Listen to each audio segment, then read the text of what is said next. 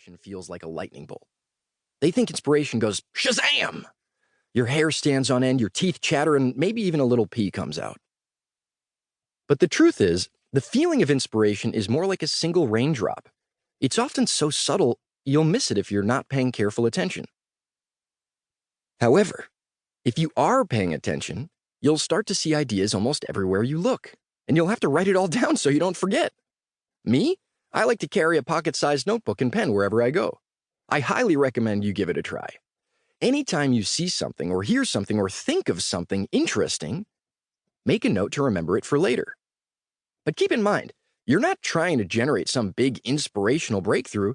You're just collecting a bunch of mildly fascinating fragments of notions that tickle your brain.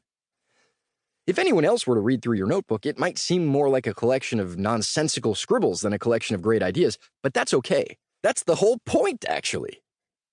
I know how hard it can be to start writing without a big idea that motivates you to get going, so allow me to lend you a lightning bolt. Shazam! Here's the title for your next great story. The Human Kaboom. Yes, that also happens to be the title of all 6 stories in this book, but each of those stories is totally different, aside from the 6 secret wormholes that connect them. And your story, even though it begins with the same 3 words, will end up being even more different from mine because your unique imagination will take the initial inspiration in unexpected directions I never could have dreamed of. Of course, you need a lot more than one idea to tell a whole story. You've got to come up with a hero and a plot and dialogue and a whole slew of other colorful details. Well, anytime you need another idea to build out your story, just flip through the collection in your notebook. And here's the most astonishing part. All of those random words and phrases you wrote down will suddenly take on new meaning. They become names of characters and descriptions of settings.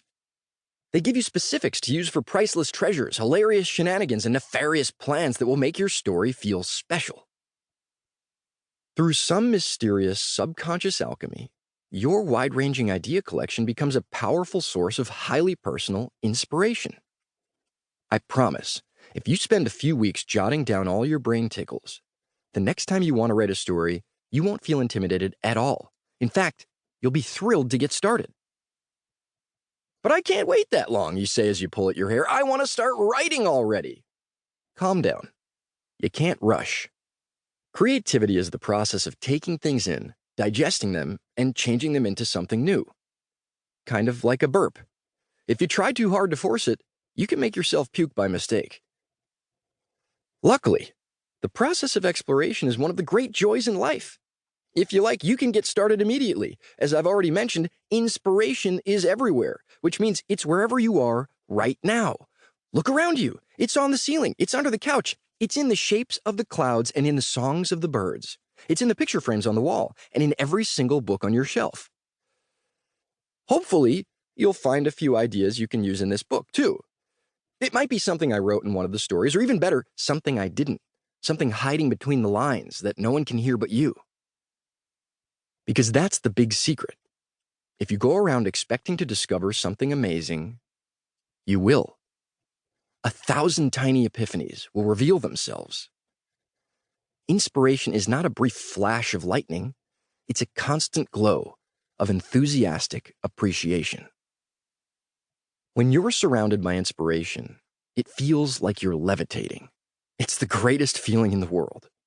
And now that you know what you're looking for, you'll start to find it everywhere. 1. The Human Kaboom, the one with the gigantic space prank. Trudy and Jam pressed their faces to the windows of the space elevator to get a better look at the gigantic naked man floating in near-Earth orbit. Look, you can see his... Trudy Chartreuse! Miss Kilroy clapped her hands sharply. A long-suffering middle school teacher, she had zero patience for hijinks, especially on field trips, double especially on field trips to space. Miss Kilroy's 8th grade class had won a cereal box contest for an all-expenses-paid visit to Corpus Gigantus, the largest amusement park in the solar system. The park was, more specifically, a humongous working replica of the human body that had been launched into the exosphere for educational purposes. It was filled with thought-provoking scientific exhibitions, and the rides and attractions were highly informative.